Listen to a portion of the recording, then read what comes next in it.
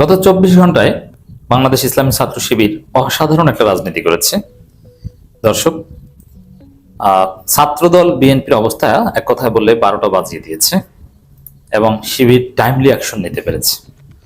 শিবির নেতা জিসান প্রধানকে নিয়ে যে একটা বিব্রতকর পরিস্থিতি তৈরি হয়েছিল, সেই বিব্রতকর পরিস্থিতিতে শিবির যথেষ্ট বেকায়দায় পড়েছে। ডেফিনেটলি শিবির যেহেতু স্বীকার করেছে, আমির জামাত নিজেই বিতর্কিত হয়েছেন যে এটা নারী গঠিত ঘটনা, অথচ আমির জামাত গুমের অভিযোগ করে ফেসবুকে পোস্ট দিয়েছেন। আর আমির জামাতের ফেসবুক পোস্ট ওটা অফিসিয়াল স্টেটমেন্টের চাইতে গুরুত্বপূর্ণ। অতএব এটা নিয়ে তীব্র বিতর্ক হয়েছিল এবং এই বিষয়টাকে পুঁজি করে বিএনপি ছাত্রদল কঠিন রাজনীতি করেছে। আমির জামাতকে যাচ্ছে তাই তার বিরুদ্ধে স্লোগান দিয়েছে, তাকে ডিমোরালাইজ করার চেষ্টা করেছে এবং টকশোগুলোতে বারবার ঘুরে ফিরে আমির জামাতের কথা আনছেন, যে ডাক্তার শফিকুর রহমান নিজে গভীর অভিযোগ করেছেন, অথচ এটা নারী ঘটিত কাজ। আর নারী ঘটিত কিনা এটা তদন্ত বা আরো যেসব প্রশ্ন সংসদে জামাত নেতারা তুলছেন, ওটা ভ্যালিড হয় না, কারণ শিবির অলরেডি বহিষ্কার করে ফেলেছে। এখানে জামাতের তেমন কিছু বলার নেই এবং জিসানের পক্ষেও ওইরকম দাঁড়ানোর কোনো সুযোগ নেই বা দাঁড়াবে না। কার বাস্তব কথা হচ্ছে এটা, যেমন জিসান কোথায় কেমন আছে, আসলে তাকে মেরে ফেলবে কিনা, তার জ্ঞান ফিরেছে কিনা, তো এগুলো নিয়ে জামাত শিবিরে তেমন কিছু করার নেই, কারণ শিবিরটাকে বহিষ্কার করে ফেলেছে। তাদের রাজনীতি এখানেই শেষ। বাকি যেটা হচ্ছে এটা সাময়িক উত্তেজনা। তো বিএনপি এটা খুব কাজে লাগিয়েছে। ছাত্রদল দেশব্যাপী মিছিল করেছে, ঢাকা বিশ্ববিদ্যালয়ে মিছিল করেছে, যেটা খুব আলোচিত ছিল, নানান বার্তা টার্তা দিয়েছে, এগুলো নিয়ে অনেক কথা বলেছে, যেটা পরিকল্পিত কিনা ইত্যাদি ইত্যাদি। বাট ছাত্রদল এটা করেছে এবং শিবিরের ক্ষতি করেছে ডেফিনেটলি। যেমন আমরা গর্বের সাথে বলতাম বা সবাই বলতো যে এমনিতে শিবিরকে আপনি রক্ষাটা বলতে পারেন, অমুক তমুক নানান কিছু বলতে পারেন, কিন্তু শিবির নারীবাজি করে বা এই ধরনের সমস্যা আছে, এগুলো আপনি বলতে পারবেন না। শিবিরের চরিত্র ভালো এবং নানান কথাবার্তা, এগুলো ওয়েল নোন, যে এরা নেশা করে না বা এই চরিত্র দেখলে বুঝবেন যে এটা শিবির। কিন্তু এই জিসান প্রধানের বিষয়টা ছাত্রদল বিএনপি এমনভাবে মার্কেটিং করেছে যাতে আমরা যদি ভবিষ্যতে কেউ এই ক্লেম করি যে না শিবিরের চরিত্র ভালো, শিবিরের মধ্যে এরকম কোনো কেস কখনো দেখা যায় না, আমরা ছাত্রলীগের ধর্ষণের বিরুদ্ধে কথা বলতাম, ছাত্রদল কর্তৃক ধর্ষণের বিরুদ্ধে কথা বলতাম, ভবিষ্যতে তখন উদাহরণ দিতাম যে শিবিরের মধ্যে তো এগুলো নাই, কোনো কেস নাই। কিন্তু এখন কথা বললেই ওরা ঝাঁপিয়ে পড়তে পারবে যে এই যে কেস আছে, অভিযোগ আছে ধর্ষণের, এটা ঘটনাটা মামলাটা কিন্তু ধর্ষণের, এবং শিবির স্বীকার করে নিয়েছে। যদিও ধর্ষণ এটা শিবির স্বীকার করেনি, শিবির জাস্ট প্রেম ঘটিত বিষয় ছিল, এটা প্রাথমিক প্রমাণ পাওয়ায় শিবির বহিষ্কার করেছে, দ্যাটস ইট। তো সেই জায়গায় দর্শক, শিবিরকে, হ্যাঁ এটা শিবির একটা দুর্বলতা, এক কথায় বললে একটা ধরা খেয়েছে। মানুষ এরকম বিপদে পড়ে মাঝে মাঝে, তা বিপদে পড়েছে আর প্রতিপক্ষ সুযোগ নিয়েছে। কিন্তু 24 ঘন্টার মধ্যে পাল্টা সুযোগ পেয়েছে শিবির, পাল্টা বিএনপির হাতে হারিকেন ধরিয়ে দিয়েছে এবং শিবির দেশব্যাপী মিছিল করেছে।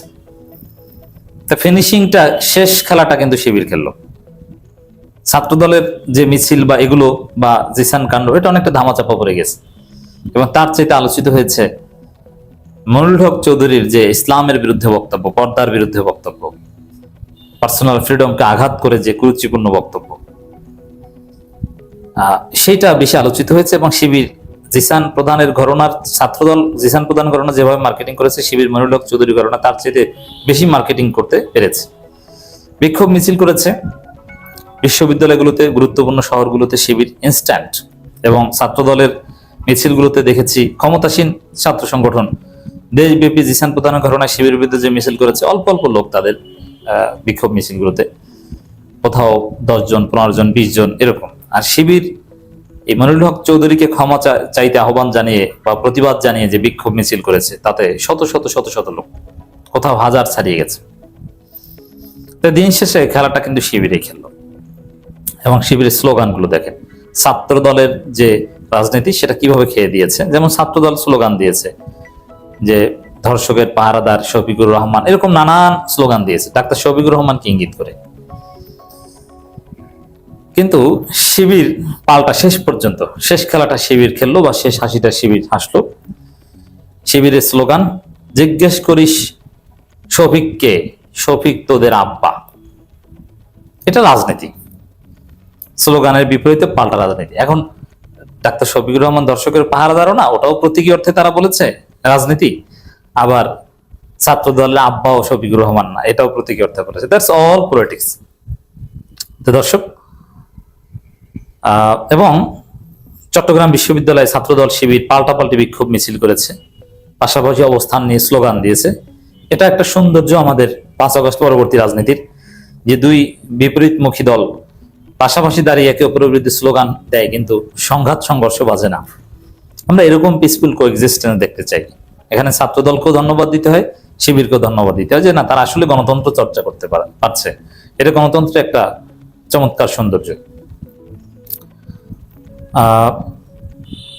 কেন্দ্রীয় শিবির বিক্ষোভ মিছিল করেছে জাহাঙ্গীরনগর বিশ্ববিদ্যালয় শিবির, যেখানে শিবির কোনোদিন বিক্ষোভ মিছিল করবে it was totally unimaginable, but Jahangirnagar বিশ্ববিদ্যালয় শিবির বিক্ষোভ মিছিল করছে। রাজশাহী মহানগরী শাখা শিবির, তারাও রাত 10:30টার দিকে বিপুল সংখ্যক নেতাকর্মী নিয়ে বিক্ষোভ মিছিল করেছে। এছাড়া চট্টগ্রাম মহানগরী দক্ষিণ শাখাও বিপুল সংখ্যক নেতাকর্মী নিয়ে বিক্ষোভ মিছিল করেছে। চট্টগ্রাম বিশ্ববিদ্যালয় তো করেছি। সবচেয়ে গুরুত্বপূর্ণ প্রোগ্রাম ছিল শিবিরের, যেই প্রোগ্রাম ছাত্রদলের এই জিসান ইস্যুতে শিবির যতটা ক্ষতিগ্রস্ত হয়েছিল বা ছাত্রদল বিএনপি যে রাজনীতি করেছিল, এগুলো সব খেয়ে দিয়েছে। এক কথায় বিএনপি ছাত্রদলের রাজনীতি খেয়ে দিয়ে, রাজনীতি এরকম একটার মাধ্যমে আরেকটা খাওয়া হয়। ভুল সবার মধ্যে আছে, আমরা সবাই ভুল করি, কিন্তু আমাদের ভুলে কেউ সুযোগ নেয়, তাদের ভুলে আমরা সুযোগ নেই, এক গ্রুপের ভুলে আরেক গ্রুপের সুযোগ নেয়। রাজনীতি এটা একটা খেলা। এইসব খেলায় শেষ পর্যন্ত শেষ হাসিটা একদল হাসে। যেমন জাতীয় নির্বাচন